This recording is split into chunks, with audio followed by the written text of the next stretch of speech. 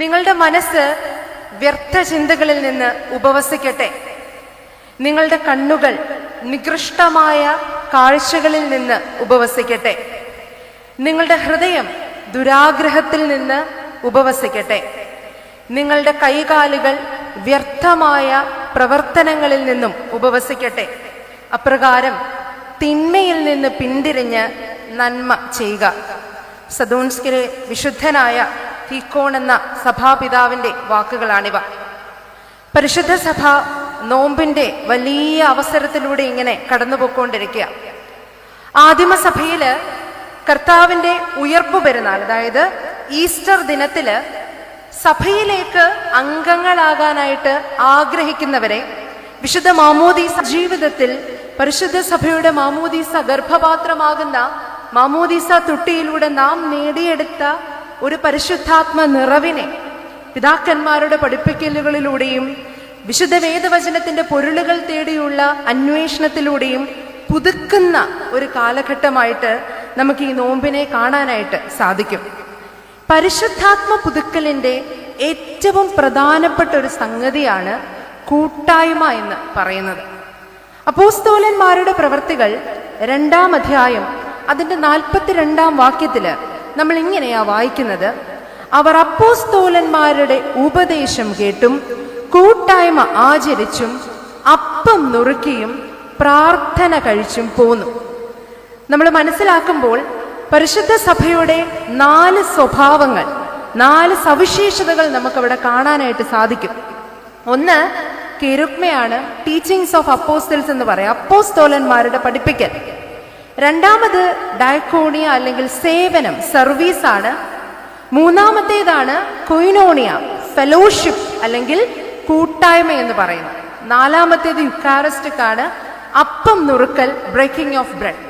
ചുരുക്കി പറഞ്ഞാൽ നമ്മൾ വിശുദ്ധ നോമ്പിന്റെ ഒക്കെ ഭാഗമായിട്ട് ഇങ്ങനെ ഒരു കൂട്ടായ്മയിലായിരിക്കുമ്പോൾ ചുമ്മാ വന്നു പോകുന്ന ഒരിടമല്ല, മറിച്ച് വേദശാസ്ത്രപരമായി വളരെ അടിസ്ഥാന മൂല്യമുള്ള ഒരിടത്താണ്, ഒരു കൺവെൻഷന്റെ അല്ലെങ്കിൽ കൂട്ടായ്മയുടെ ഭാഗമായിട്ടാണ് നമ്മളിവിടെ ആയിരിക്കുന്നതെന്ന സത്യം നമുക്ക് മനസ്സിലാകണം.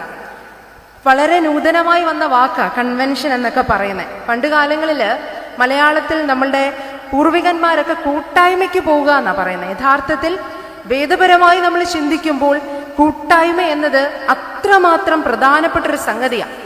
വിശുദ്ധ വേദപുസ്തകം പരിശോധിച്ചു കഴിഞ്ഞാൽ പരിശുദ്ധനായ പൗലോസ്ലീഹ 2 കൊരിന്ത്യർക്ക് എഴുതിയ ലേഖനം 9-ാം അധ്യായം അതിന്റെ 13-ാം വാക്യത്തില് സഹോദരങ്ങളോടുള്ള സ്നേഹത്തെ സൂചിപ്പിക്കുവാനായി കൂട്ടായ്മ എന്ന പദം ഉപയോഗിക്കുന്നത്. വീണ്ടും ഫിലിപ്പിയർക്ക് എഴുതിയ ലേഖനം 3-ാം അധ്യായം അതിന്റെ 10-ാം വാക്യം പരിശോധിച്ചു കഴിഞ്ഞാൽ കർത്താവിന്റെ കഷ്ടാനുഭവത്തിന് കൂട്ടാളിയാകാനുള്ള നമ്മുടെ വിളിയെ സൂചിപ്പിക്കുവാൻ ഈ കൂട്ടായ്മ എന്ന പദം ഉപയോഗിച്ചിരിക്കുന്നതായിട്ട് നമുക്ക് കാണാൻ സാധിക്കും. അപ്പോൾ സഹോദരങ്ങളെ സ്നേഹിക്കുവാനും കർത്താവിന്റെ കഷ്ടാനുഭവത്തിന്റെ ഭാഗമാകാനുമുള്ള നമ്മുടെ വിളിയായിട്ട് ഈ കൺവെൻഷൻ യോഗങ്ങളെയൊക്കെ നമ്മൾ കാണേണ്ടതായിട്ടുണ്ട്. പ്രിയമുള്ളവരെ, നോമ്പിലൂടെ സഞ്ചരിക്കുമ്പോൾ ആത്മീയ പാതയിലായിരിക്കുവാൻ, പരിശുദ്ധാത്മാവിനെ പുതുക്കുവാൻ നമുക്ക് സാധിക്കേണ്ടിയിരിക്കുന്നു.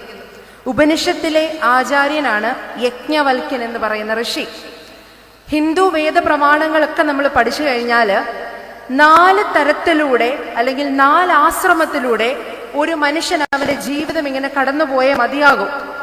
അതിലൊന്ന് ബ്രഹ്മചര്യമാണ്, രണ്ടാമത് ഗൃഹസ്ഥാശ്രമമാണ്, അതായത് കുടുംബമായി ജീവിക്കുന്ന കാലഘട്ടം, മൂന്നാമത് വാനപ്രസ്ഥമാണ്, അതായത് അവൻ സന്യാസം എന്ന് പറയുന്ന അവസാന ആശ്രമത്തിലേക്ക് കടക്കുന്നതിന് തൊട്ടു മുമ്പുള്ള കാലഘട്ടമാണ് ഈ വാനപ്രസ്ഥം എന്ന് പറയുന്നത്.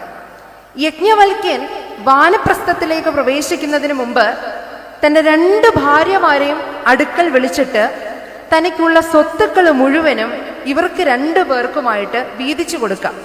ഭാര്യമാരുടെ പേര് കാത്യായനി എന്നും മൈത്രേയി എന്നുമാണ്. ഇതില് കാത്യായനിക്ക് ഈ സ്വത്തൊക്കെ കിട്ടിയപ്പോൾ വളരെയധികം സന്തോഷമായി. കാരണം ജീവിതത്തിൽ ഇത്ര സമ്പാദ്യം കിട്ടുമെന്നോ ഇപ്രകാരം ഒരു ജീവിതം നയിക്കാനായിട്ട് കഴിയുമെന്നോ വിചാരിച്ച ഒരാളല്ല കാത്യായനി. ഇത്രയും ലൗകികപരമായ സ്വത്തുക്കൾ കിട്ടിയപ്പോൾ കാത്യായനിക്ക് അതിഭയങ്കരമായ സന്തോഷം വരിക. മൈത്രേയി എന്നാല് യജ്ഞവൽക്യനോടൊരു ചോദ്യം ചോദിക്കുക: ഈ സമ്പത്ത് കൊണ്ട് എനിക്ക് അമർത്യത കിട്ടുമോ? അതായത് മരണമില്ലാതിരിക്കാനായിട്ട് ഈ സമ്പത്ത് കൊണ്ട് എനിക്ക് സാധിക്കുമോ? യജ്ഞവൽക്യന്റെ ഉത്തരവെന്ന് പറയുന്നത് ഇല്ല എന്നായിരുന്നു. മൈത്രേയി തിരിച്ചു മറുപടി പറയുന്നത് ഇങ്ങനാണ്: അപ്പോൾ അമർത്യത നൽകാത്ത ഈ സമ്പത്ത് കൊണ്ട് എനിക്ക് എന്താണ് നേട്ടം? പ്രിയമുള്ളവരെ, ഈ തിരിച്ചറിവിന്റെ കാലമാകണം നോമ്പ് കാലഘട്ടം എന്നൊക്കെ പറയുന്നത്. അമർത്യതയോ മോക്ഷമോ അങ്ങനെയുള്ള വലിയ കാര്യങ്ങളോ ഒന്നും നൽകാനായിട്ട് എന്തിനു സാധിക്കില്ല? ലൗകികപരമായിട്ടുള്ള നമ്മുടെ ജീവിതത്തിന്റെ സാഹചര്യങ്ങൾക്ക് സാധിക്കില്ല എന്നും അത് സാധ്യമാകുന്നത് ആത്മീയപരമായി ആത്മീയ അടിസ്ഥാനത്തിൽ ദൈവത്തോട് ചേർന്ന് നിൽക്കുന്ന സാഹചര്യത്തിലാണെന്നുള്ള തിരിച്ചറിവ് നമ്മളെ ഭരിക്കേണ്ടുന്ന കാലമാണ്. ആന്തരിക നിശ്ചലത എന്ന് പറയുന്നൊരു പദമുണ്ട്. പദം കേട്ട് നമ്മൾ വലിയ വെപ്രാളപ്പെടേണ്ട കാര്യമൊന്നുമില്ല. നിക്കീത്താസ് എന്ന് പറയുന്ന ഒരു വിശുദ്ധൻ പ്രഖ്യാപിച്ച പദമാണ് ഈ ആന്തരിക നിശ്ചലത എന്ന് പറയുന്നത്. ഈ പദം കൊണ്ട് ഉദ്ദേശിക്കുന്നത് ഇത്രയേ ഉള്ളൂ: ദൈവത്തിൽ വിശ്വസിക്കുന്നത് മൂലം, ദൈവസത്യത്തിൽ ഉറച്ചിരിക്കുന്നത് മൂലം, ദൈവവുമായി ചേർന്ന് ഒരുവൻ ജീവിക്കുന്നത് മൂലം അവന്റെ ചിന്തയും ദൈവത്തിന്റെ ചിന്തയും ഒരുപോലെ സ്വസ്ഥമായിരിക്കുന്ന ഒരവസ്ഥയുണ്ടാകും. അതായത് ചുരുക്കി പറഞ്ഞാൽ, നാം ദൈവത്തോട് ചേർന്നിരിക്കുമ്പോൾ ദൈവം നമ്മിൽ വസിക്കുന്നതിലൂടെ നമ്മളുടെ ചിന്താധാരകൾ, നമ്മളുടെ ബുദ്ധികളൊക്കെ സ്വസ്ഥമായും സുഖകരമായും സമാധാനപരമായും ഇരിക്കുന്ന ഒരു കാലഘട്ടമാണ് ഈ ആത്മീക നിശ്ചലത എന്ന് പറയുന്ന അവസ്ഥ. ഈ അവസ്ഥയാണ് നമ്മുടെ ജീവിതത്തിലേക്ക് നമ്മൾ കൊണ്ടുവരേണ്ടത്. നാം ദൈവത്തോട് ചേർന്നിരിക്കുമ്പോൾ ദൈവത്തിൽ നിന്നും നാം പ്രാപിച്ചിരിക്കുന്ന വലിയ അനുഗ്രഹങ്ങളെ നമ്മളുടെ സഹോദരങ്ങളിലേക്ക് വ്യാപിപ്പിച്ച് ആത്മീക നിശ്ചലതയുടെ നല്ല അനുഭവം നേടിയെടുക്കുവാനായിട്ട് നമുക്ക് സാധിക്കണം. വിശുദ്ധ ലൂക്കോസ് എഴുതിയ സുവിശേഷം 4-ാം അധ്യായം അതിന്റെ 42 മുതലുള്ള വാക്യങ്ങളില് പത്രോസിന്റെ അമ്മാവിയമ്മയെ സുഖപ്പെടുത്തിയതിനു ശേഷം നേരം വെളുത്തപ്പോൾ ക്രിസ്തു ഒരു നിർജ്ജന പ്രദേശത്തേക്ക് പോയെന്ന് കാണാം. നിർജ്ജന പ്രദേശത്ത് ക്രിസ്തുവിനെ അന്വേഷിച്ചെത്തിയ ഒരു കൂട്ടം ജനം തങ്ങളെ വിട്ടുപോവാതിരിപ്പാൻ അവനെ തടുത്തു എന്ന വിശുദ്ധ വേദവചനം നമ്മളെ പഠിപ്പിക്കുന്നത്. തങ്ങളെ വിട്ടുപോകാതിരിപ്പാൻ അവനെ തടുത്തു. പ്രിയമുള്ളവരെ, ഈ സന്ധ്യയിൽ ഒരൽപ്പസമയം ദൈവവചനവുമായി ദൈവത്തിന്റെ ചാരം നമ്മൾ ആയിരിക്കുമ്പോൾ നമ്മളുടെ മനസ്സിലുണ്ടാകേണ്ടുന്ന പ്രാർത്ഥനയും ഇതുതന്നെയാണ്: തമ്പുരാനെ, ഞങ്ങളെ വിട്ടുപോകാതെ നീ ഞങ്ങളോട് ചേർന്നിരിക്കണമേ എന്ന് ഹൃദയത്തിൽ പ്രാർത്ഥിപ്പാൻ നമുക്ക് ഇടയാകട്ടെ. അല്പസമയം വേദവിചാരത്തിനായിട്ട് തെരഞ്ഞെടുത്തിരിക്കുന്ന വേദഭാഗം പരിശുദ്ധനായ പൗലോസ്ലീഹ റോമർക്കെഴുതിയ ലേഖനം 1-ാം അധ്യായം അതിന്റെ 18-20 വാക്യങ്ങളാണ്. പരിശുദ്ധ പൗലോസ്ലീഹ റോമർക്കെഴുതിയ ലേഖനം 1-ാം അധ്യായം അതിന്റെ 18 മുതൽ 20 വരെയുള്ള വാക്യങ്ങൾ. അതിങ്ങനെയാണ്: അനീതി കൊണ്ട് സത്യത്തെ തടുക്കുന്ന മനുഷ്യരുടെ സകല അഭക്തിക്കും അനീതിക്കും നേരെ ദൈവത്തിന്റെ കോപം സ്വർഗത്തിൽ നിന്ന് വെളിപ്പെടുന്നു. ദൈവത്തെക്കുറിച്ച് അറിയാകുന്നത് അവർക്ക് വെളിവായിരിക്കുന്നു, ദൈവം അവർക്ക് വെളിവാക്കിയല്ലോ.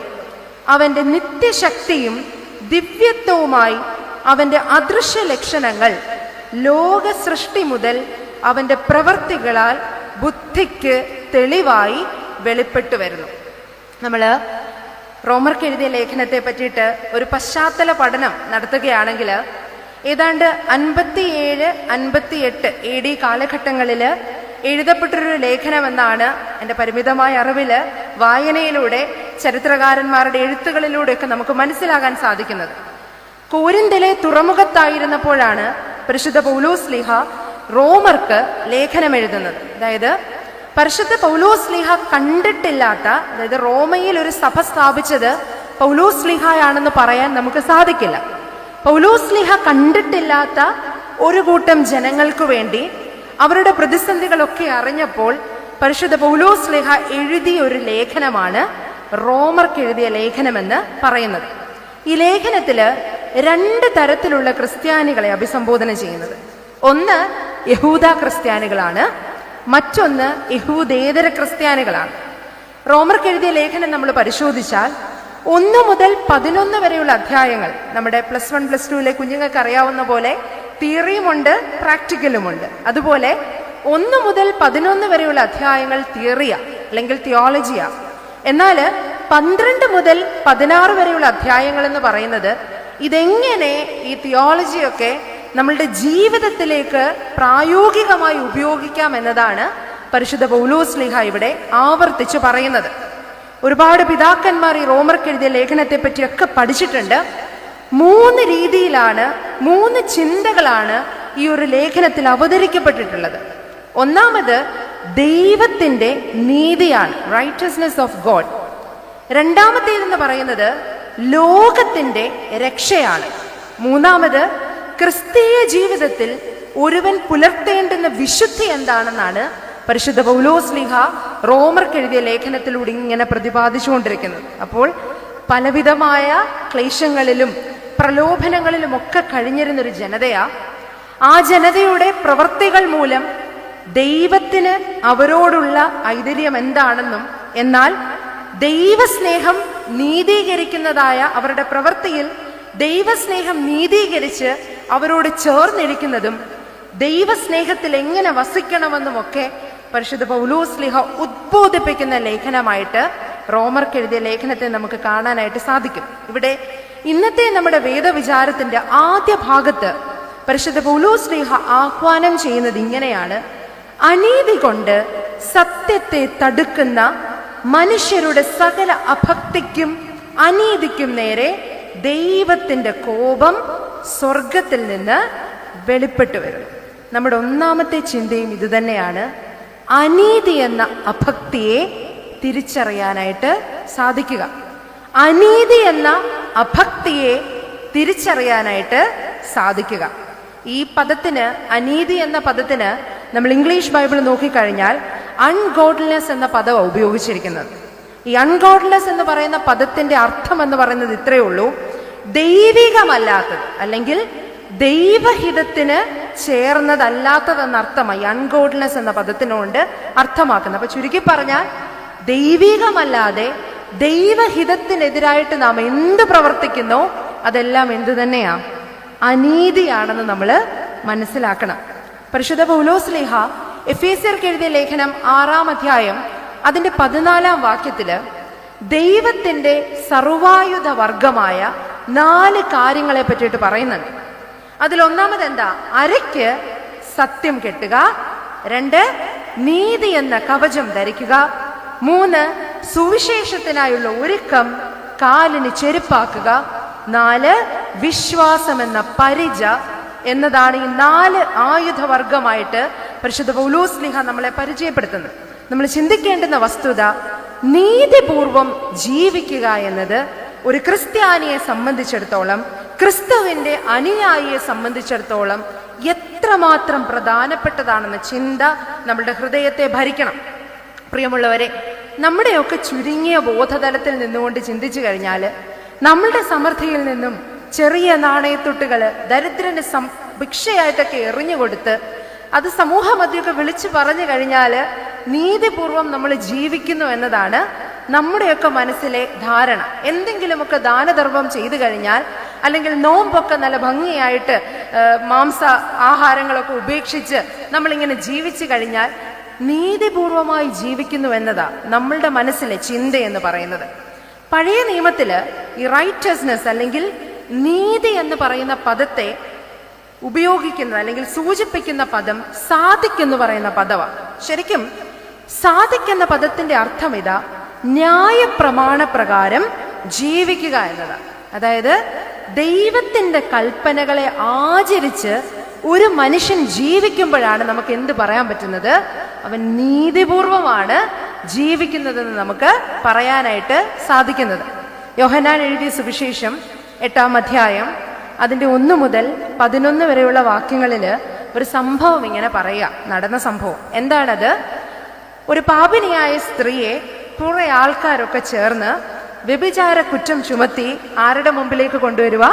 ക്രിസ്തുവിന്റെ മുമ്പിലേക്ക് കൊണ്ടുവരിക. എന്നിട്ട് എന്താ പറയുന്നേ? ഇവളെ കല്ലെറിയണം. വ്യഭിചാരം എന്നത് ഒരു പാപമാണെങ്കിൽ ആ പാപത്തിൽ പങ്കുകാരായുള്ള പുരുഷന്മാർ കൂടെ ചേർന്ന് ഈ സ്ത്രീയെ ഇങ്ങനെ അപമാനിച്ച് ക്രിസ്തുവിന്റെ മുൻപിലേക്ക് കൊണ്ടുവരുമ്പോൾ ക്രിസ്തു എന്തോ പറയുന്നേ? നിങ്ങൾ പാപം ചെയ്യാത്തവരാരോ അവർ ഇവളെ കല്ലെറിയട്ടെ. ഇത് സമൂഹ മധ്യേ വിളിച്ചു പറയുമ്പോൾ നമ്മൾ മനസ്സിലാക്കേണ്ടത് എന്താ? ക്രിസ്തുവിന്റെ നീതി ഇതുമാണ്. അധസ്ഥിതർക്ക് വേണ്ടി സംസാരിക്കാത്ത പക്ഷം, തെറ്റെന്ന് കണ്ടിട്ടും അതിനെ എതിർക്കാത്ത പക്ഷം നാം ജീവിക്കുന്നത് അനീതിയിലാണെന്ന് നമ്മൾ തിരിച്ചറിയേണ്ടിയിരിക്കുന്നു. പ്രിയമുള്ളവരെ, ക്രിസ്തു പഠിപ്പിച്ച നീതിയുടെ വെളിച്ചത്തിൽ നിന്നുകൊണ്ട് ഭൂജന്മികളൊക്കെ അന്യായമായിട്ടുള്ള കുറ്റങ്ങൾ ചുമർത്തിയും നികുതികൾ ചുമത്തിയും വസ്തുവിടപാടുകളൊക്കെ നടത്തിയിട്ട് കർഷകരെയൊക്കെ പീഡിപ്പിച്ചുകൊണ്ടിരുന്ന ഒരു കാലത്തില് ഒരു പുണ്യനായ മനുഷ്യൻ എഴുന്നേറ്റ് നിന്ന് പറയാണ്, ആ സിംഹങ്ങളുടെ കുലപ്പേച്ചുകളെ ദൈവം തകർത്തു കളയും. പരിശുദ്ധ പരുമല തിരുമേനിയാണിത് പറയുന്നത്. വീണ്ടും സ്ത്രീകളെ വളരെ നികൃഷ്ടമായി കണ്ടുകൊണ്ടിരുന്ന ഒരു കാലഘട്ടത്തില് സമൂഹ മധ്യേ ധൈര്യപൂർവം എഴുന്നേറ്റ് നിന്ന് മറ്റൊരു പുണ്യാത്മാവ് പറയാണ്, പെൺ പൈതങ്ങൾക്ക് പഠിക്കുവാൻ പടുത്ത വീടുകൾ എല്ലാ ഇടവകകളിലും സ്ഥാപിക്കണം. പരിശുദ്ധ വട്ടശ്ശേരിൽ തിരുമേനിയുടെ വാക്കുകളാണിത്. നമ്മൾ മനസ്സിലാക്കേണ്ടത്, ധൈര്യപൂർവം അധസ്ഥിതർക്ക് വേണ്ടി സംസാരിക്കുവാൻ, നീതിപൂർവം ജീവിക്കുവാനായിട്ട് നമുക്ക് സാധിക്കേണ്ടിയിരിക്കുന്നു. വിശുദ്ധ ലൂക്കോസ് എഴുതിയ സുവിശേഷം 6-ാം അധ്യായം അതിന്റെ 20-ാം വാക്യവും വിശുദ്ധ മത്തായി എഴുതിയ സുവിശേഷം 5-ാം അധ്യായം അതിന്റെ 3-ാം വാക്യവും ഇങ്ങനെയാ പറയുന്നേ: ദരിദ്രരായവർ ഭാഗ്യവാന്മാർ, സ്വർഗരാജ്യം നിങ്ങൾക്കുള്ളത്. ഈ ദരിദ്രർ എന്ന് പറയുന്നതിന് മൂലഭാഷയായി ഗ്രീക്കിൽ ഉപയോഗിച്ചിരിക്കുന്ന പദം തോഹി എന്ന് പറയുന്ന പദമാണ്. നമ്മൾ മലയാളത്തിലോട്ട് വരുമ്പോഴാ പട്ടിണി എന്നൊക്കെ, നമുക്ക് ഭക്ഷണമില്ലാത്ത അവസ്ഥ എന്നൊക്കെ ദരിദ്രർ എന്ന് പറയുന്ന പദത്തിന് നമ്മളിങ്ങനെ പര്യായ പദമായിട്ട് ചേർത്ത് വെക്കുന്നത്. എന്നാൽ ഗ്രീക്കില് ഈ തോഹി എന്ന് പറയുന്ന പദം കൊണ്ട് അർത്ഥമാക്കുന്നത് ഇതാണ്: those who subjects all kind of oppression and misery. എല്ലാ തരത്തിലുള്ള കഷ്ടതകളും അടിച്ചമർത്തലുകളും നേരിടുന്നവരാരോ അവരെയാണ് ദരിദ്രരെന്ന് വിളിക്കുന്നത്. അതായത് എല്ലാ ദുരിതങ്ങളും പ്രയാസങ്ങളും അനുഭവിക്കുന്ന ഒരു കൂട്ടം ആൾക്കാരെയാണ് ക്രിസ്തു ഇവിടെ അഭിസംബോധന ചെയ്തിരിക്കുന്നതെന്ന് മനസ്സിലാക്കണം. പ്രിയമുള്ളവർ, ഇതിൽ നിന്ന് നമുക്ക് വ്യക്തമായ ഒരു കാര്യമുണ്ട്. എന്താ? കേവലം ദാനധർമ്മം ചെയ്യുന്നത് മാത്രമല്ല, മറിച്ച് സംസാരിക്കാൻ കഴിയാത്തവന്റെ, ശബ്ദമുയർത്താൻ കഴിയാത്തവന്റെ നാവാകുമ്പോഴും സമൂഹത്തിൽ നിലനിൽക്കുന്ന അധസ്ഥിതമായ വസ്തുക്കൾക്കെതിരെ എപ്പോഴാണോ ഒരുവൻ ഉയർന്നു നിന്ന് സംസാരിക്കുന്നത്, അപ്പോൾ മാത്രമാണ് എന്ത് നമ്മൾ ജീവിക്കുന്നെന്ന് പറയുന്നത്, നീതിപൂർവം നമ്മൾ ജീവിക്കുന്നുവെന്ന് പറയുന്നത്. ഇനിയും നമ്മോടുള്ള ചോദ്യമാണ്, നമ്മുടെ ജീവിതം നീതിപൂർവമാണോ? നമ്മൾ ജീവിക്കുന്നത് ക്രിസ്തുവിന്റെ നീതി എന്തെന്നറിഞ്ഞിട്ടാണോ നമുക്ക് ജീവിക്കുവാനായിട്ട് സാധിക്കുന്നത്? നമുക്ക് മുമ്പില് അനീതികളൊക്കെ ഇങ്ങനെ നടനമാടുമ്പോഴ്, ഇതൊന്നും എൻ്റെ വീട്ടിലല്ലല്ലോ നടക്കുന്നേ, ഞാനും എൻ്റെ കുടുംബവും ഒക്കെ വളരെ സുരക്ഷിതമായിട്ടാണല്ലോ ഇരിക്കുന്നതെന്ന് പറഞ്ഞ് നമ്മുടെ വീടുകളിലേക്ക് കയറി കഥ കടച്ചിരിക്കുമ്പോൾ നമ്മൾ നീതിപൂർവമാണോ ജീവിക്കുന്നത്? നമ്മുടെയൊക്കെ അനാവശ്യമായ ഈഗോ ക്ലാഷുകൾ കൊണ്ട്, അല്ലെങ്കിൽ നമ്മുടെയൊക്കെ അനാവശ്യമായ ചിന്താശരങ്ങൾ കൊണ്ട്, ഞാൻ അവരെക്കാട്ടിലും ഉയർന്നതാണെന്ന ചിന്ത കൊണ്ട് നമ്മുടെ കൂട്ടായ്മയിൽ നിന്നും നമ്മുടെ പള്ളികളിൽ നിന്നും പലരെയും നമ്മൾ ഇങ്ങനെ മാറ്റി നിർത്താറില്ലേ? അപ്രകാരം നമ്മൾ ജീവിക്കുമ്പോൾ നീതിപൂർവമാണോ ജീവിക്കുന്നത്? നമ്മുടെയൊക്കെ ചില ചോദ്യശരങ്ങളില്ലേ, ജോലിയായില്ലേ എന്നും വിശേഷമായില്ലേ എന്നും ഗൾഫിലേക്ക് പോകാറായില്ലേ എന്നും ഒക്കെയുള്ള ചോദ്യശരങ്ങൾ കൊണ്ട് പലരുടെയും ആരാധനാ സ്വാതന്ത്ര്യം പോലും ഹനിച്ച് പള്ളിയിൽ വരുവാൻ പോലും കഴിയാത്തവണ്ണം ഒരു തലമുറയെ നമ്മളിങ്ങനെ പൂട്ടിയിടുമ്പോൾ നാം നീതിപൂർവമാണോ ജീവിക്കുന്നതെന്ന് ചിന്തിക്കണം. പുതിയ തലമുറയിലേക്ക് അവരുടെ ചെറിയ തലച്ചോറിലേക്ക് നമ്മളിങ്ങനെ കയറ്റിവിടുക. എന്താ? ഞാൻ മറ്റേ മാർത്തോമാ ശ്ലീഹായുടെ കുടുംബത്തിലുള്ളതാ, ഇവൻ അതൊന്നുമല്ല, ഇവൻ വന്നതാണ്, വരുത്തനാണെന്നൊക്കെ പറഞ്ഞുള്ള ബാലിഷമായ ചിന്തകൾ നമ്മുടെ കുഞ്ഞു മക്കളുടെ തലച്ചോറിലേക്ക് ഇങ്ങനെ കടത്തിവിട്ട് വിദ്വേഷത്തിന്റെയും അനീതിയുടെയും നിസ്സംഗമായ വസ്തുക്കൾ നമ്മുടെ കുഞ്ഞു മക്കളിലേക്ക് കടത്തിവിടുമ്പോൾ നമ്മൾ ചിന്തിക്കേണ്ടുന്നത് എന്താണ്? ദൈവം പറയുന്ന നീതിയിലൂടെയാണോ നമ്മൾ ജീവിക്കുന്നത്? പ്രിയമുള്ളവരെ, സ്വയം വിശകലനം ചെയ്യാനുള്ള ഒരു കാലമായിട്ട് നാം ഈ നോമ്പ് കാലഘട്ടത്തെ തിരിച്ചറിയണം. നമ്മുടെ പ്രവർത്തനം കൊണ്ട്, നമ്മുടെ ജീവിതം കൊണ്ട് ആരുടെയെങ്കിലും നിലനിൽപ്പിനെ നമ്മൾ ചോദ്യം ചെയ്യുന്നുണ്ടെങ്കിൽ അത് തിരുത്തപ്പെടേണ്ടുന്ന ഒരു കാലമായിട്ടിത് മാറ്റപ്പെടണം. ദരിദ്രരായവർ ഭാഗ്യവാന്മാർ, ദൈവരാജ്യം നിങ്ങൾക്കുള്ളത്. സുവിശേഷത്തിന്റെ എല്ലാ അർത്ഥതലത്തിൽ നിന്നുകൊണ്ടും പറയട്ടെ, എല്ലാത്തരം ദുരിതങ്ങളും അടിച്ചമർത്തലുകളും അനുഭവിക്കുന്നവരാരോ അവർ ഭാഗ്യവാന്മാർ, ദൈവരാജ്യം നിങ്ങൾക്കുള്ളത്.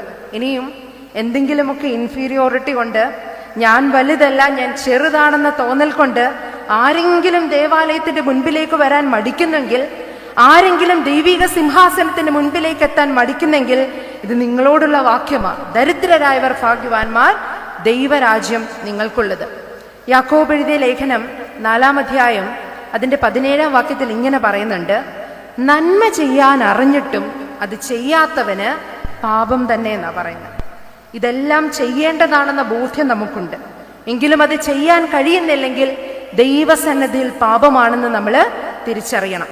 മഹാഭാരതത്തിന്റെ അവസാന ഭാഗത്തോട്ട് എത്തുമ്പോൾ അവിടെ ഒരു കഥയുണ്ട്. കഥ ഇങ്ങനെയാണ്: യുധിഷ്ഠിരനും തന്റെ സഹോദരങ്ങളെല്ലാവരും, പഞ്ചപാണ്ഡവന്മാർ, ദ്രൗപദിയോടൊപ്പം യുദ്ധത്തിന് ശേഷം സ്വർഗത്തിലേക്ക് ഇങ്ങനെ യാത്ര പോവുകയാണ്. മോക്ഷം നേടുക എന്നതാണ് അവരുടെ ആത്യന്തികപരമായ ലക്ഷ്യമെന്ന് പറയുന്നത്. ആ ലക്ഷ്യം നേടാനായിട്ട് കാൽനടയായിട്ട് ഇവരിങ്ങനെ സ്വർഗത്തിലേക്ക് പോവാം. അവരെ അനുനയിച്ചുകൊണ്ട് ഒരു നായ അവരുടെ പിന്നാലെ നടക്കുന്നുണ്ട്. സ്വർഗത്തിന്റെ പടിവാതിലേക്ക് എത്തുകയാണ്. യുധിഷ്ഠിരൻ ഒഴികെ ബാക്കി എല്ലാവരും തന്നെ മരണപ്പെട്ടു, എല്ലാവരും വീണുപോയി.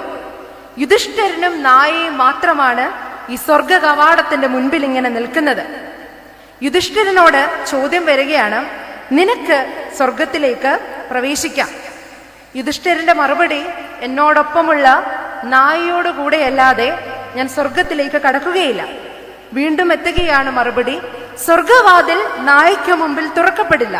ഇത് നിനക്കുള്ള വാതിലാണ്, നിനക്ക് മാത്രം സ്വർഗത്തിലേക്ക് പ്രവേശിക്കാം. എന്നാൽ കൂടെയുള്ള നായയോടൊപ്പമല്ലാതെ എനിക്ക് സ്വർഗം വേണ്ട എന്ന് പറയാനുള്ള ധൈര്യം യുധിഷ്ഠിരൻ അവിടെ കാണിക്കുക. നമുക്കിപ്രകാരം ചിന്തിക്കാനായിട്ട് സാധിക്കുന്നുണ്ടോ? നമ്മുടെ കൂടെയുള്ള ഒരുവന് ബുദ്ധിമുട്ടുണ്ടെങ്കിൽ അവനോടും കൂടെ ചേർന്ന് നിന്ന് ഈ ആരാധനയിൽ ഞാൻ പങ്കുകൊള്ളാം എന്ന് പറയാൻ എനിക്ക് സാധിക്കുന്നുണ്ടോ? എന്റെ കൂടെ ബുദ്ധിമുട്ടുള്ള ഒരു വ്യക്തി ഉണ്ടെങ്കിൽ അവനെയും കൂടെ ചേർത്ത് പിടിച്ച് എന്റെ ആധ്യാത്മിക സംഘടനയിൽ ഞാൻ പ്രവർത്തിച്ചു കൊള്ളാം എന്ന് പറയാനുള്ള ധൈര്യം നമുക്കുണ്ടോ? എന്റെ കൂടെ പ്രയാസം അനുഭവിക്കുന്ന ഒരുവൻ ഉണ്ടെങ്കിൽ അവന് വേണ്ടി ഞാൻ പ്രാർത്ഥിച്ചു കൊള്ളാം എന്ന് പറയാനുള്ള ധൈര്യം എനിക്കുണ്ടോ? അപ്പോഴാണ് നമുക്ക് മുമ്പിൽ ഇങ്ങനെ വാളായി വേദവചനം നിൽക്കുന്നത്. യാക്കോബ് എഴുതിയ ലേഖനം 2-ാം അധ്യായം 2 മുതൽ 4 വരെയുള്ള വാക്യങ്ങളിൽ പറയുന്നത് ഇങ്ങനെയാ: നിങ്ങളുടെ പള്ളിയിൽ മോടിയുള്ള വസ്ത്രം ധരിച്ചും പൊന്മോതിരം ഇട്ടുകൊണ്ട് ഒരുത്തനും മുഷിഞ്ഞ വസ്ത്രം ധരിച്ചൊരു ദരിദ്രനും വന്നാൽ, നിങ്ങൾ മോടിയുള്ള വസ്ത്രം ധരിച്ചവനെ നോക്കി ഇവിടെ സുഖമായി ഇരുന്നാലുമെന്നും ദരിദ്രനോട് നീ അവിടെ നിൽക്ക, അല്ലെങ്കിൽ എന്റെ പാദപീഠത്തെങ്കിൽ ഇരിക്ക എന്നും പറയുന്നുവെങ്കിൽ നിങ്ങളുടെ ഉള്ളിൽ പ്രമാണമില്ലാത്ത ന്യായരഹിതമായി വിധിക്കുന്നവരല്ലയോ?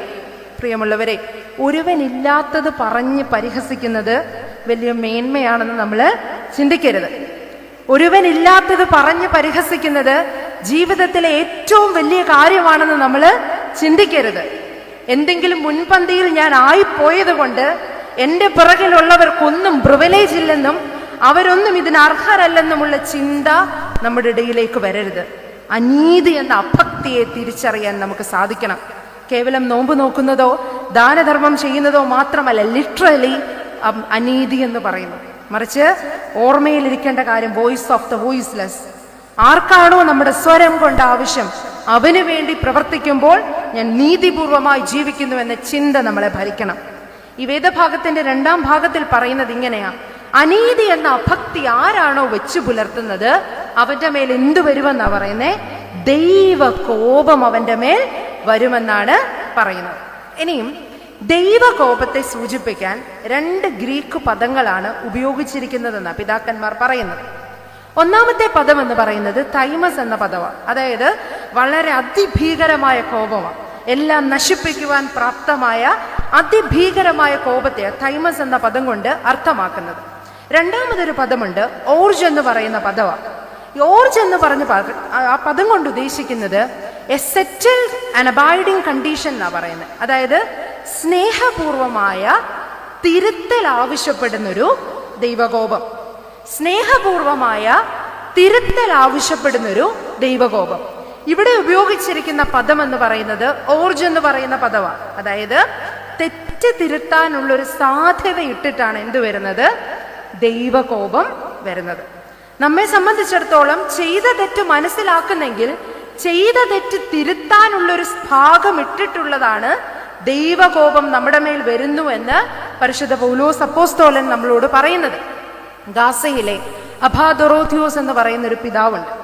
പിതാവ് തൻ്റെ ലേഖനങ്ങളിൽ എഴുതിയ ഒരു കാര്യം എങ്ങനെയാ, ആദാമിനെ പറ്റിയുള്ള സംഭവത്തില് ഒരു വിശകലനം, വ്യാഖ്യാനം പിതാവ് നൽകിയിരിക്കുന്നത് ഇപ്രകാരമാണ്. ആദമേ നീ എവിടെയെന്ന് ദൈവം ചോദിക്കുകയാണ്. ആദമേ നീ എവിടെ? ഈ ചോദ്യത്തിന് ഞാൻ തെറ്റ് ചെയ്തു പോയി ദൈവമേ, നീ എന്നോട് ക്ഷമിക്കണമേ എന്ന ആദത്തിന്റെ മറുപടിയാണത്രേ ദൈവം പ്രതീക്ഷിച്ചത്. ആദമേ നീ എവിടെയെന്ന് ചോദിക്കുമ്പോൾ തുടക്കത്തിലെ പറുദീസായിൽ നിന്ന് ഇറങ്ങിപ്പോകാനല്ല പറയുന്നേ, മറിച്ച് ഞാൻ തെറ്റ് ചെയ്തു പോയി ദൈവമേ, നീ എന്നോട് ക്ഷമിക്കണമേ എന്ന ആദത്തിന്റെ മറുപടി കേൾക്കാനായിട്ടാണ് ദൈവം ചോദിക്കുന്നത്, ആദമേ നീ എവിടെ? ആദത്തിന്റെ മറുപടി എന്തായിരുന്നു? അങ്ങ് എനിക്ക് തന്ന സ്ത്രീ എന്നെ വഞ്ചിച്ചു. ആദം പറയുന്നത് എന്താ?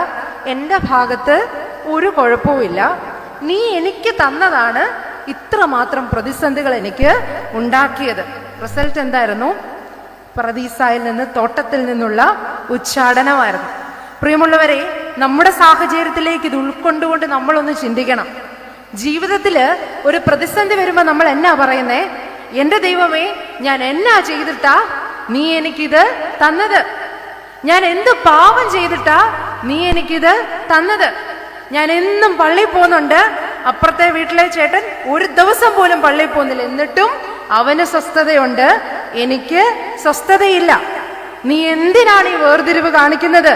ഞാൻ എന്ത് ചെയ്തിട്ടാണ് നീ എന്നോട് ഇങ്ങനെ ചെയ്യുന്നത്? തുടങ്ങി ഒരുപാട് ചോദ്യശരങ്ങൾ നമ്മൾ ആരോട് ചോദിക്കുകയാണ്? ദൈവത്തോട് ഇങ്ങനെ ചോദിക്കുകയാണ്. നമ്മൾ മനസ്സിലാക്കേണ്ടുന്ന ഒരു കാര്യമുണ്ട്. കയ്യിന്റെ സംഭവം നമുക്കെല്ലാം അറിയാം. ഉൽപ്പത്തി പുസ്തകം 4-ാം അധ്യായം 15-ാം വാക്യം മുതല് കയ്യിനെ യഹോവ ഇങ്ങനെ ശപിക്കുകയാണ്. ഹാബേലിനെ കൊന്ന കയ്യിന് യഹോവയോട് ചോദിക്കുകയാണ്, ആരെങ്കിലും ഇനി എന്നെ കണ്ടു കഴിഞ്ഞാൽ എന്ത് ചെയ്യും? കൊല്ലും. ഒരല്പം മാത്രമാ താഴ്ന്നേ, ഒരു പൊടിക്ക് താഴ്ന്നു നിന്ന കയ്യൻ പറയാണ്, ആരെങ്കിലും എന്നെ കണ്ടു കഴിഞ്ഞാൽ എന്ത് സംഭവിക്കും? എന്നെ കൊന്നുകളയും. ആ താഴ്മയിൽ യഹോവ എന്താണ് തിരിച്ചു പറയുന്നത്? ആരെങ്കിലും കയ്യിനെ കൊന്നാൽ അവൻ 7 ഇരട്ടി പകരം കിട്ടും. അത്രമാത്രം ദയാലുവായ ഒരു ദൈവത്തെ നമ്മൾ തിരിച്ചറിയണം. പുറപ്പാട് പുസ്തകം 10-ാം അധ്യായം അതിന്റെ 6-ാം വാക്യത്തില് ഫറവോന്റെ പശ്ചാത്താപത്തിൽ മനസ്സലിയുന്നൊരു ദൈവത്തെ കാണാം.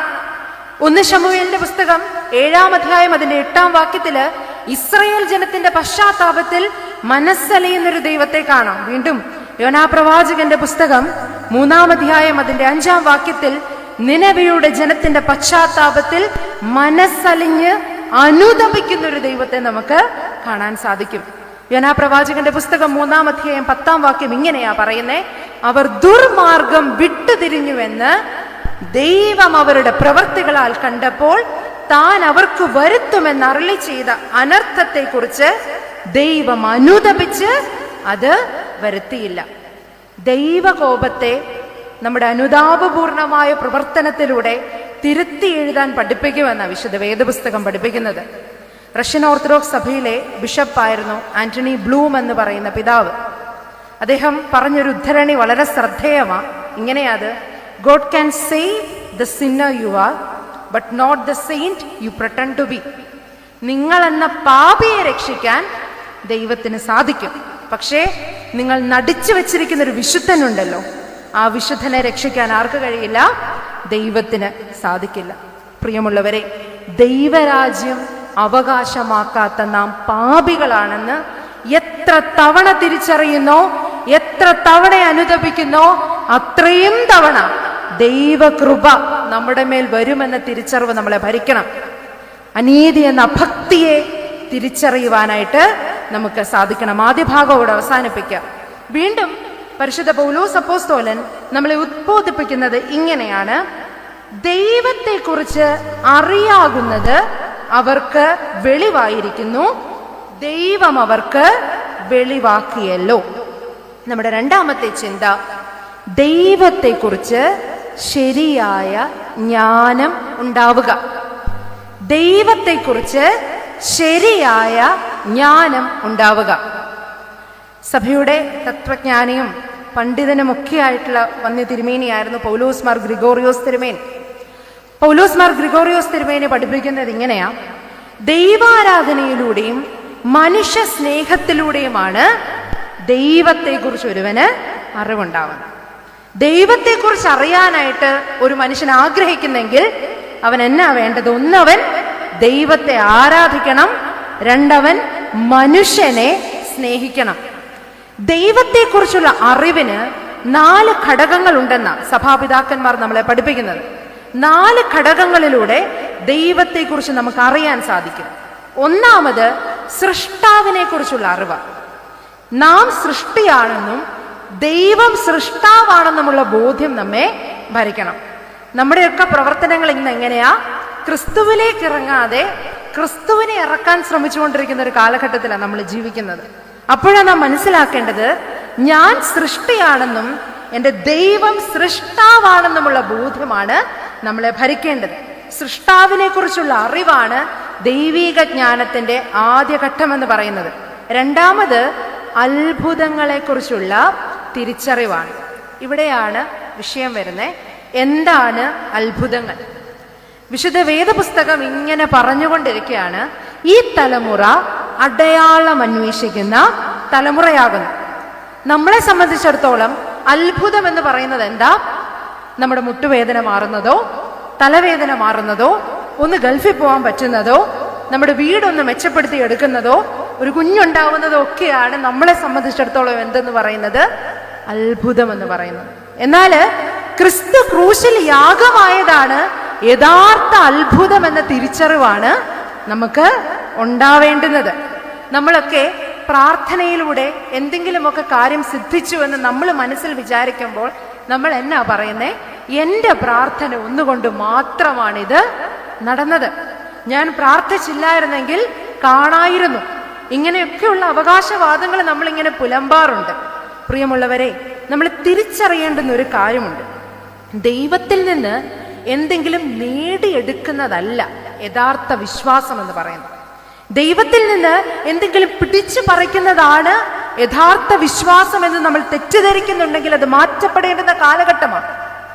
എൻ്റെ മേല് എൻ്റെ തമ്പുരാന്റെ കാറ്റ്, എൻ്റെ തമ്പുരാന്റെ നോട്ടം ഏത് സമയമാണോ എത്തുന്നത് ആ സമയം വരെ ഞാൻ ക്ഷമാപൂർവം കാത്തിരിക്കുമെന്നതാണ് യഥാർത്ഥ വിശ്വാസം, യഥാർത്ഥ ശരിയായ വിശ്വാസം. ഓർത്തഡോക്സി എന്നൊക്കെ പറയുന്നത് അതാണ്.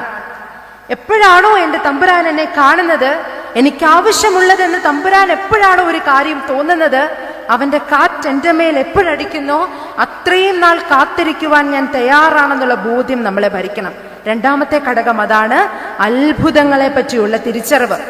മൂന്നാമത് അവന്റെ കൽപ്പനകളുടെ ആചരണമാണ്. അവന്റെ കൽപ്പനകളുടെ ആചരണം. ബോബി ജോസ് കട്ടിക്കാട്ടിലച്ഛനെ എല്ലാവർക്കും അറിയാമെന്ന് വിചാരിക്കുന്നു. തപസ് എന്ന് പറയുന്ന അച്ഛൻ്റെ വളരെ പ്രശസ്തമായ ഒരു പുസ്തകത്തില് ഒരു ഉദ്ധരണിയുണ്ട്. ഇങ്ങനെയാ: ചോദ്യപേപ്പർ നേരത്തെ ചോർന്നുപോയ പരീക്ഷയിൽ സ്ഥിരം തോറ്റുകൊണ്ടിരിക്കുന്നവരാണ് നമ്മള് ക്രിസ്ത്യാനികൾ. ചോദ്യപേപ്പർ നേരത്തെ ചോർന്നുപോയ പരീക്ഷയിൽ സ്ഥിരം തോറ്റുകൊണ്ടിരിക്കുന്നവരാണ് നമ്മൾ ക്രിസ്ത്യാനികൾ. കാരണം എന്താ ചെയ്യണ്ടേയെന്നും എന്താ ചെയ്യാൻ പാടില്ലാത്തതെന്നുമുള്ള വലിയൊരു വേദവചനം നമ്മുടെ കയ്യിൽ ഇങ്ങനെ ഇരിക്കുക. നമ്മൾ സ്ഥിരം ഇങ്ങനെ അത് പാരായണം ചെയ്ത് ജീവിക്കുകയുമാണ്. എന്നിട്ടും എന്ത് സംഭവിക്കുന്നില്ല? ദൈവകൽപ്പനകൾ അനുസരിച്ച് നടക്കാനായിട്ട് നമുക്ക് കഴിയുന്നില്ല. പ്രിയമുള്ളവരെ, ദൈവിക ജ്ഞാനത്തിന്റെ മൂന്നാമത്തെ ഘടകം എന്ന് പറയുന്നത് അവന്റെ കൽപ്പനകളുടെ ആചരണമാണ്. നാലാമത് അവനുമായുള്ള നമ്മുടെ ആഴമായ സംസർഗമാണ്. ഞാനും എൻ്റെ ദൈവവും തമ്മിൽ ആഴമായി സംവദിക്കുന്ന പ്രാർത്ഥനയുടെ വലിയ അനുഭവത്തിലൂടെ ദൈവിക ജ്ഞാനത്തെ ഞാൻ നേടിയെടുക്കും. ഈ 4 ഘടകങ്ങളിലൂടെ കടന്നു പോകുമ്പോൾ ദൈവത്തെക്കുറിച്ച് ഒരുവൻ അറിയുവാൻ സാധിക്കുമെന്ന് പിതാക്കന്മാർ നമ്മളെ പഠിപ്പിക്കുന്നത്. നിസായിലെ വിശുദ്ധ ഗ്രിഗോറിയോസ് പിതാവ് പറയുന്നത് ഇങ്ങനെയാ: മനസ്സ് കലുഷമായി ഇരിക്കുന്നുവെങ്കിൽ, മനസ്സ് മലിനമായി ഇരിക്കുന്നുവെങ്കിൽ എത്ര പരിശ്രമിച്ചാലും ദൈവത്തെ അറിയാൻ കഴിയില്ല. നമ്മളൊക്കെ പറയാറില്ലേ, ഞാൻ എൻ്റെ ദൈവത്തെ അറിഞ്ഞതാണ്, ഞാൻ എൻ്റെ ദൈവത്തെ രുചിച്ചറിഞ്ഞതാണെന്നൊക്കെ നമ്മൾ പറയാറില്ലേ? പക്ഷെ എൻ്റെ മനസ്സ് കലുഷിതമാണെങ്കിൽ, എൻ്റെ മനസ്സ് പാപപങ്കിലമാണെങ്കിൽ, എൻ്റെ മനസ്സ് മലിനമാണെങ്കിൽ എനിക്ക് ദൈവത്തെ അറിയാനായിട്ട് സാധിക്കില്ല എന്നാണ് പിതാവ് പറയുന്നത്. നടപ്പ് നിർമ്മലമാക്കുക എന്നതാ പ്രധാനം. നടപ്പ് നിർമ്മലമാക്കുക. ഉൽപ്പത്തി പുസ്തകം 5-ാം അധ്യായം അതിന്റെ 24-ാം വാക്യത്തില് ഹാനോക്ക് ദൈവത്തിന്റെ കൂടെ നടന്നു എന്ന് നമ്മൾ വായിക്കുന്നുണ്ട്. അതുപോലെ ഉൽപ്പത്തി പുസ്തകം 6-ാം അധ്യായം അതിന്റെ 9-ാം വാക്യത്തിലേക്ക് വരുമ്പോൾ നോഹ ദൈവത്തോടുകൂടി നടന്നു എന്നും നമ്മൾ വായിക്കുന്നുണ്ട്. ദൈവത്തോടൊപ്പം നടക്കണമെങ്കിൽ നമ്മുടെ നടപ്പെന്താവണം? നിർമ്മലമാകണം. നമ്മുടെ ധാർമ്മിക ചര്യകളെ പറ്റിയിട്ടാണ് വിശുദ്ധ വേദപുസ്തകം പഠിപ്പിക്കുന്നത്. നമ്മുടെ ധാർമ്മികപരമായ നമ്മുടെ മൂല്യങ്ങൾ മുറുകെ പിടിച്ചുകൊണ്ട് നമ്മുടെ നടപ്പിനെ നിർമ്മലമാക്കുവാനായിട്ട് നമുക്ക് സാധിക്കണം. ഇപ്രകാരം നാം ദൈവത്തെ അറിഞ്ഞുവെങ്കിൽ ഈ 4 ഘടകങ്ങളിലൂടെയും നമ്മുടെ ധാർമ്മികമായ മൂല്യങ്ങളിലൂടെയും ഒക്കെ നമുക്ക് ദൈവത്തിന്റെ ഒരു അംശമെങ്കിലും അറിയാൻ സാധിച്ചുവെങ്കിൽ നമ്മുടെ അടുത്ത ഉത്തരവാദിത്തം എന്താ?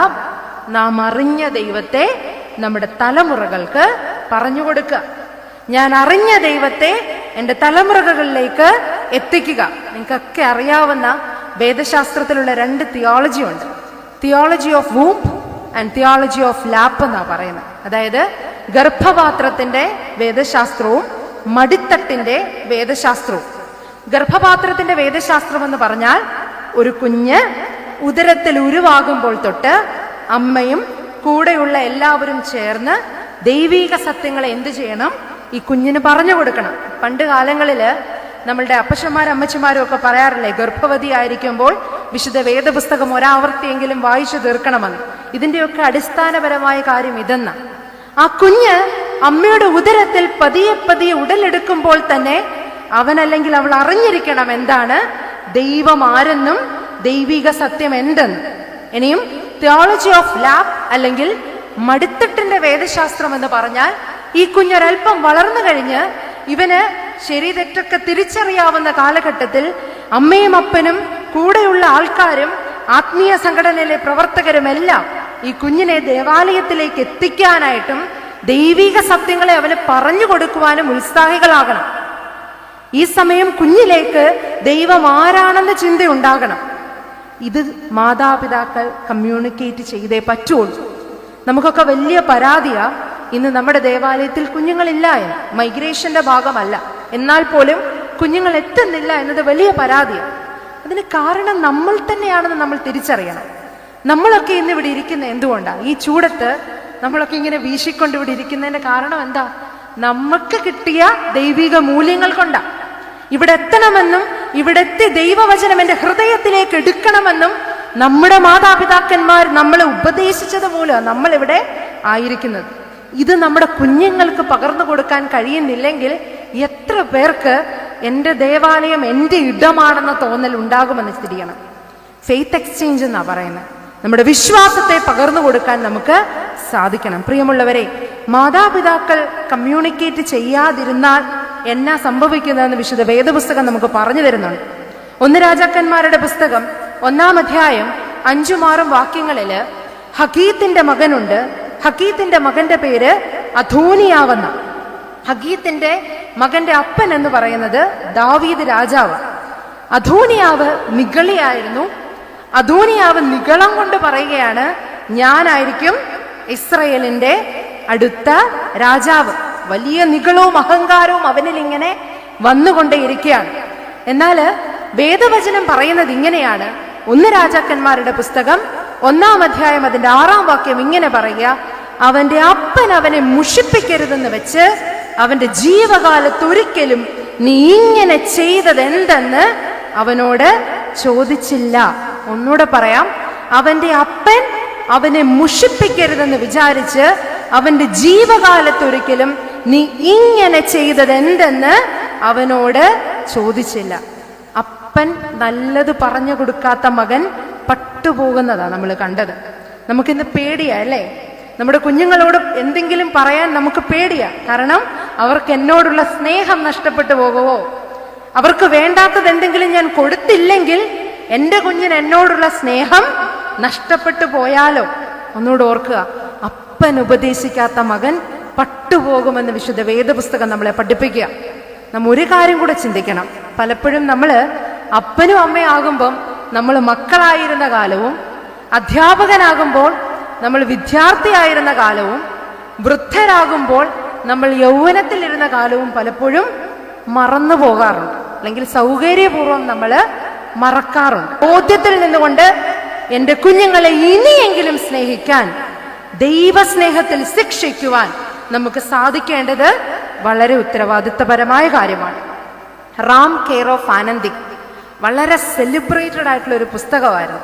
അഖിൽ പി ധർമ്മജൻ എന്ന് പറയുന്ന ഒരു എഴുത്തുകാരൻ്റെ വളരെ പ്രധാനപ്പെട്ട പുസ്തകമാണ് റാം കെയർ ഓഫ് ആനന്ദിക്. 30-ാമത്തെ വയസ്സിൽ എത്തി നിൽക്കുകയാണ് റാം എന്ന് പറയുന്ന കേന്ദ്ര കഥാപാത്രം. 30-ാമത്തെ വയസ്സിൽ എത്തി നിൽക്കുന്ന റാം പറയാണ്, എൻ്റെ ചെറുപ്പത്തിൽ എനിക്ക് ഏറ്റവും ഇഷ്ടമല്ലാതിരുന്നത് ആരെയാ? എൻ്റെ അപ്പനെയാ. എൻ്റെ ചെറുപ്പത്തിൽ എനിക്ക് ഏറ്റവും ഇഷ്ടമല്ലാതിരുന്നത് എൻ്റെ അപ്പനെയാണ്. കാരണം 4 ഏക്കറോളം പാടം ഞങ്ങൾക്കുണ്ട്.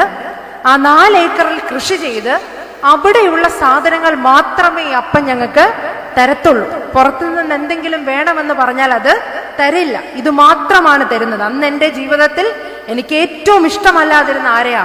എൻ്റെ അപ്പനെയാണ്. എൻ്റെ കഥാപാത്രം പറയുന്നത് ഇങ്ങനെയാ, ഇന്നെൻ്റെ 30-ാമത്തെ വയസ്സിൽ ഞാൻ എത്തി നിൽക്കുമ്പോൾ എൻ്റെ റോൾ മോഡൽ ആരാ? എൻ്റെ അപ്പന. കാരണം എൻ്റെ കൂട്ടത്തിലുള്ളവർക്ക് ആർക്കുമുള്ള അസുഖങ്ങൾ എനിക്കില്ല, ഞാൻ ആരോഗ്യവാനാണ്, ഞാൻ നല്ല സ്വഭാവമുള്ളവനാണ്, എനിക്ക് ധാർമ്മിക മൂല്യങ്ങളെ പിന്തുടരാനായിട്ട് സാധിക്കുന്നുണ്ട്. എൻ്റെ റോൾ മോഡൽ ആരാണ്? എൻ്റെ അപ്പനാണ്. പ്രിയമുള്ളവരെ, ഇപ്പം നമ്മുടെ കുഞ്ഞുങ്ങൾക്ക് ചെറിയ വിഷമമുണ്ടായാലും ജീവിതത്തിൽ നല്ല മനുഷ്യരായി തീരുവാൻ നമ്മളവരെ അഭ്യസിപ്പിച്ചേ മതിയാകും. മിലാനിലെ വിശുദ്ധ അംബ്രോസ് എന്ന് പറയുന്ന പിതാവിൻ്റെ കത്തിൽ ഇങ്ങനെ പറയുന്നുണ്ട്, കയ്യീൻ എന്ന് പറയുന്ന വാക്കിന് ഓണർഷിപ്പ്, ഉടമസ്ഥത എന്നൊരു അർത്ഥം കൂടിയുണ്ട്. കയ്യീൻ എന്ന് പറയുന്ന വാക്കിന് പരിശുദ്ധ പിതാവ് പറയുന്നത് ഇങ്ങനെയാ, ദൈവ നടത്തിപ്പിൽ വിശ്വാസം നഷ്ടപ്പെട്ട, കാര്യവിചാരകത്വം കളഞ്ഞുകുടിച്ച ഈ അപ്പൻ്റെ മകന് ഉടമയാകാനുള്ള, അധികാരിയാകാനുള്ള, ദൈവമാകാനുള്ള ഇച്ഛയാണ് ഉണ്ടായത്. അത് നയിച്ചത് എങ്ങോട്ടാ? സഹോദരന്റെ കൊലപാതകത്തിലേക്കാണ്. പിന്നീട് ആഫ്റ്റർ എഫക്റ്റ് എന്തായിരുന്നു? വലിയ പ്രളയമായിരുന്നു. പ്രിയമുള്ളവരെ, ദൈവത്തെ പറഞ്ഞു കൊടുക്കുവാനായിട്ട് നമുക്ക് സാധിക്കണം. ദൈവ നടത്തിപ്പിനെയും കാര്യവിചാരകത്തെയും കുഞ്ഞിന് പറഞ്ഞുകൊടുത്ത് സഹോദരന്റെ ശിക്ഷകനല്ല, സഹോദരന്റെ രക്ഷകനായിട്ട് അവനെ വളർത്തിയെടുക്കുവാൻ ദൈവ തിരുസന്നിധിയിൽ നമുക്ക് സാധിക്കണം. മനുഷ്യന് പാപത്തിൽ വീണു പോയതുകൊണ്ടാണ് അവനിൽ തിന്മയുള്ളതെന്നും എന്നാൽ അടിസ്ഥാനപരമായി അവന്റെ സ്വഭാവം നന്മയാണെന്നുമാണ് നിസായിലെ ഗ്രിഗോറിയോസ് പിതാവ് പറയുന്നത്. മനുഷ്യന് തിന്മ അവന്റെ ജീവിതത്തിൽ ഉണ്ടെങ്കിലും അവന്റെ അടിസ്ഥാന സ്വഭാവം എന്താ? നന്മയാണ്. നമ്മളൊക്കെ നന്മയുള്ള നല്ല മനുഷ്യന്മാർ. അതുകൊണ്ട് നന്മയുടെ വെളിച്ചത്തിൽ നിന്നുകൊണ്ട് ദൈവത്തെ അറിയുവാനായിട്ട്, ദൈവത്തെക്കുറിച്ചുള്ള യഥാർത്ഥ ജ്ഞാനം ഗ്രഹിക്കാനായിട്ട് നമുക്ക് സാധിക്കണം. അവസാന ഭാഗത്തിലേക്ക് വരികയാണ്. അവന്റെ നിത്യശക്തിയും ദിവ്യത്വവുമായി അവന്റെ അദൃശ്യ ലക്ഷണങ്ങൾ ലോക സൃഷ്ടി മുതൽ അവന്റെ പ്രവൃത്തികളാൽ ബുദ്ധിക്ക് തെളിവായി വെളിപ്പെട്ട് വന്നിരിക്കും. പ്രിയമുള്ളവരെ, നമ്മുടെ 3-ാമത്തെയും അവസാനത്തെയും ചിന്ത ഈ സന്ധ്യയിലെ ഇതാണ്: ദൈവത്തിൻ്റെ അദൃശ്യ ലക്ഷണങ്ങളെ ഹൃദയത്തിൽ പേറുക. ദൈവത്തിൻ്റെ അദൃശ്യ ലക്ഷണങ്ങളെ ഹൃദയത്തിൽ പേറുക. ഇവിടെ പൗലോസ് അപ്പോസ്തലൻ തന്നെ നമുക്ക് പറഞ്ഞു തരികയാണ് എന്തൊക്കെയാണ് ദൈവത്തിൻ്റെ 2 അദൃശ്യ ലക്ഷണങ്ങൾ. ദൈവത്തിൻ്റെ 2 അദൃശ്യ ലക്ഷണങ്ങളായിട്ട് ഇവിടെ പറയുന്നത്, ഒന്ന് നിത്യശക്തിയാണ്, എറ്റേണൽ പവർ.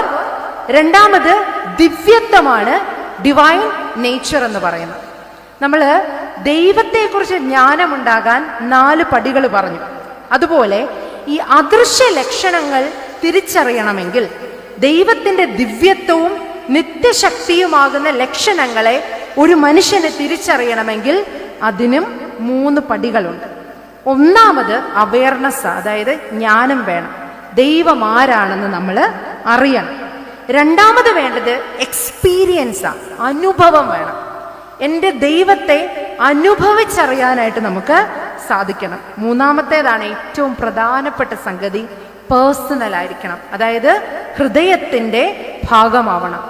ഞാനും എൻ്റെ ദൈവവും തമ്മിലുള്ള പേഴ്സണലായ വളരെ വ്യക്തിപരമായ സ്നേഹത്തെ എനിക്ക് ഹൃദയം കൊണ്ട് അനുഭവിച്ചറിയാൻ കഴിയണം.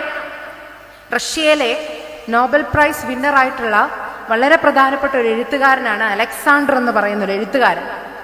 ഈ അലക്സാണ്ടർ രാജ്യദ്രോഹ കുറ്റത്തിന് റഷ്യയിലെ ജയിലിൽ അടയ്ക്കപ്പെടുക. നോബൽ പ്രൈസ് ഒക്കെ കിട്ടിയ ആളാ. പെട്ടെന്ന് രാജ്യദ്രോഹം കുറ്റമൊക്കെ ചുമത്തി ജയിലിലേക്ക് അടച്ചപ്പോൾ ഇത് സഹിക്കാനായിട്ട് ആർക്കും പറ്റിയില്ല, അലക്സാണ്ടറിന് പറ്റിയില്ല. അലക്സാണ്ടർ ആത്മഹത്യ ചെയ്യാൻ വേണ്ടി തീരുമാനിക്കാം. റഷ്യയിലെ അന്നത്തെ ജയിലുകളുടെ പ്രത്യേകത, തടവുകാർക്കൊന്നും പരസ്പരം സംസാരിക്കാൻ, കമ്മ്യൂണിക്കേറ്റ് ചെയ്യാൻ പറ്റില്ല.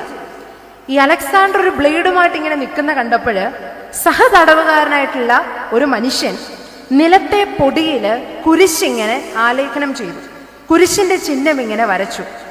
പിന്നീട് ജയിൽ മോചിതനായ അലക്സാണ്ടർ തന്റെ എഴുത്തുകളിലൊക്കെ പറഞ്ഞ ഇങ്ങനെയാ: Whenever I see the cross on the dust, I experience the personal love of Lord towards me.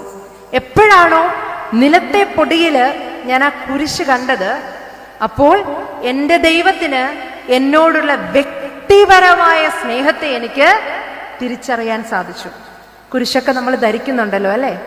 എത്ര തവണയാണ് കുരിശ് വരയ്ക്കുന്നത്, കുരിശ് കാണുന്നത്? എപ്പോഴെങ്കിലും എൻ്റെ ദൈവത്തിന് എന്നോടുള്ള വ്യക്തിപരമായ സ്നേഹത്തെ എനിക്ക് തിരിച്ചറിയാൻ സാധിച്ചിട്ടുണ്ടോ? നമ്മൾ ഉൽപ്പത്തി പുസ്തകത്തിൽ വായിക്കുന്നുണ്ട്, ദൈവം തൻ്റെ സ്വന്തം സ്വരൂപത്തിലും തൻ്റെ സ്വന്തം സാദൃശ്യത്തിലും ആരെ സൃഷ്ടിച്ചു? മനുഷ്യനെ സൃഷ്ടിച്ചു. ഈ സ്വരൂപം എന്നതിന് എബ്രായ പദം സെലേം എന്നാ പറയുന്നത്. സെലം, അതായത് ഈ പ്രതിമ എന്നത് അതുകൊണ്ട് അർത്ഥമാക്കുക. നമുക്ക് തൊട്ടറിയാൻ പറ്റുന്ന, കണ്ടറിയാം. പ്രതിമ എന്ന് പറഞ്ഞാൽ എന്താണെന്ന് മനസ്സിലാവുമല്ലോ.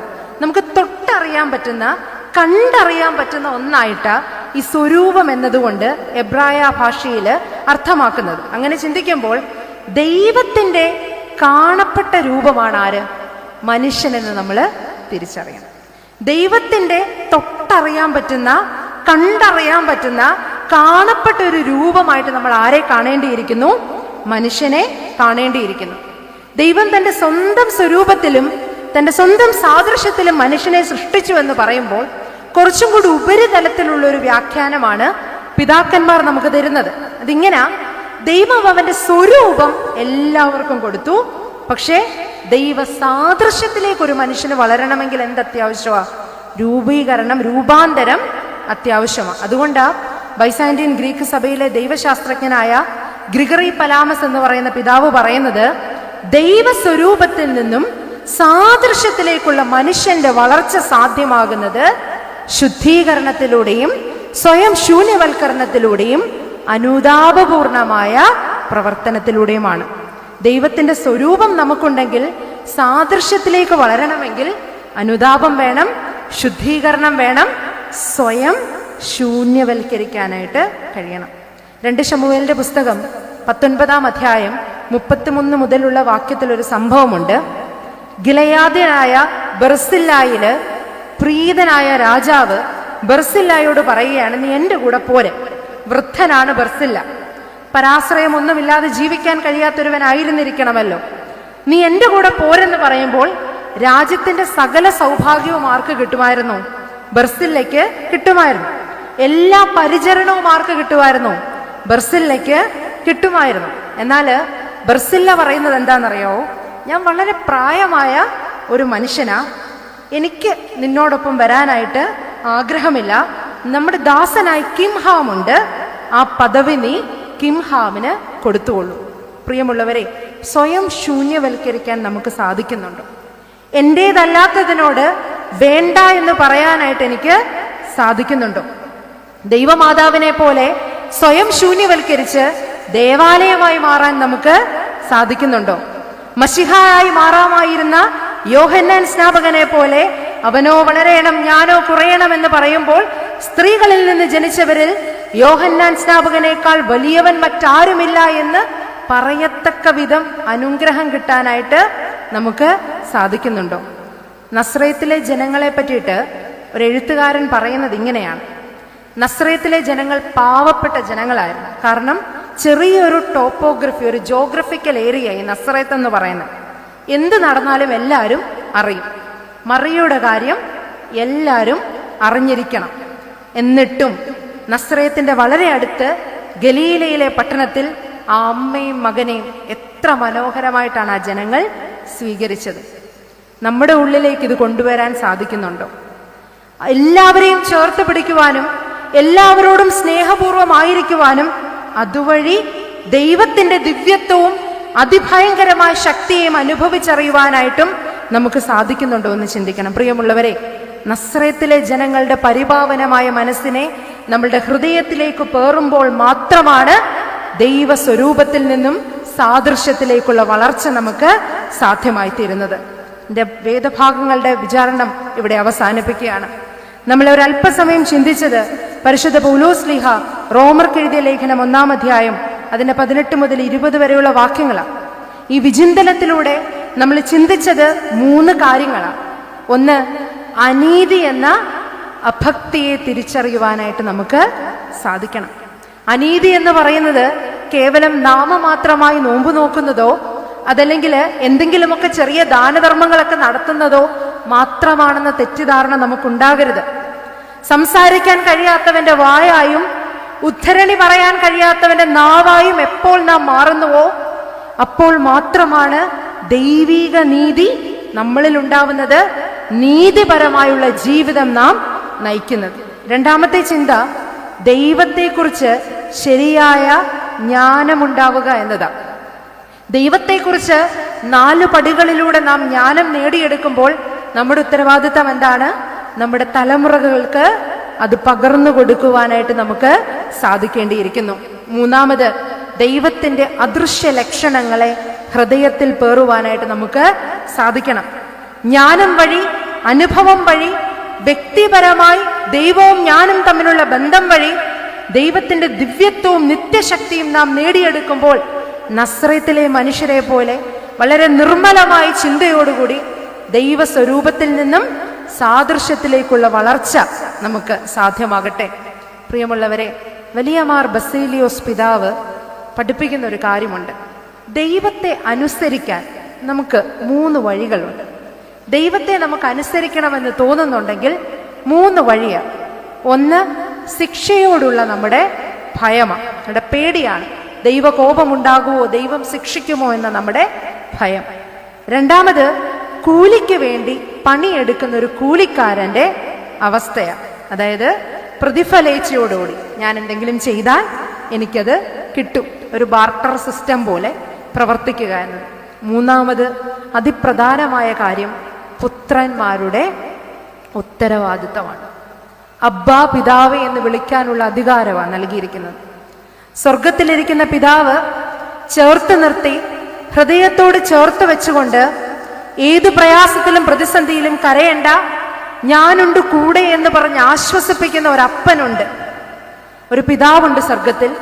സ്വർഗത്തിൽ നിന്ന് തൃക്കൺ പാർത്ത് ബാലന് ഏറ്റവും ചെറിയ ശിക്ഷ നൽകി അവനെ എന്നോട് ചേർത്ത് നിർത്തുവാൻ ആഗ്രഹിക്കുന്ന ഒരു പിതാവുണ്ട്.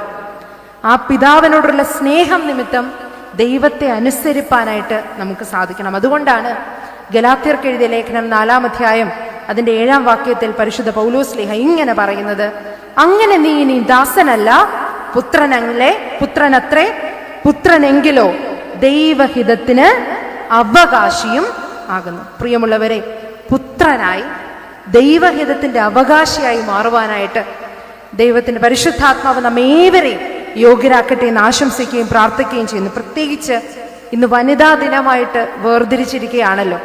സഭയെ സംബന്ധിച്ചിടത്തോളം വനിതകൾ വളരെ പ്രധാനപ്പെട്ട ഒരു ഈടുകൾ തന്നെയാണ്. നമുക്കൊക്കെ തെറ്റിദ്ധാരണകൾ ഉണ്ടെങ്കിലും വനിതകളെ പിന്തള്ളുന്നു എന്ന ആശയങ്ങളൊക്കെ നമ്മുടെ മനസ്സിലുണ്ടെങ്കിലും പരിശുദ്ധ സഭയെ സംബന്ധിച്ച് പരിശുദ്ധ സഭയുടെ ഗർഭപാത്രമാകുന്ന മാമോദീസ തൊട്ടിയിലൂടെ പുറത്തേക്ക് വന്ന എല്ലാവരും സഭയ്ക്ക് എങ്ങനെയാണ്? ഒന്നാണ്, ഒരു ശരീരവും ഒരു മനസ്സുമാണ്. ഏകചിന്തയോടുകൂടി സഭയുടെ കെട്ടുറപ്പിനും സമൂഹത്തിനും വേണ്ടി പ്രവർത്തിക്കുവാൻ ഒരു സ്ത്രീ എന്ന നിലയിൽ നമുക്ക് ഏവർക്കും സാധിക്കട്ടെ. അതിന് ഏറ്റവും സ്നേഹം നിറഞ്ഞ പങ്കുകാരാകുവാൻ, അതിലേറ്റവും സ്നേഹം നിറഞ്ഞ അവകാശിയാകുവാനായിട്ട് നമുക്കും സാധിക്കട്ടെ എന്ന് ആശംസിക്കുക. ഒപ്പം 1700ാമത് നിക്കാ സുനഹദോസിന്റെ വാർഷികവുമാണെന്ന് മനസ്സിലാക്കുന്നത്.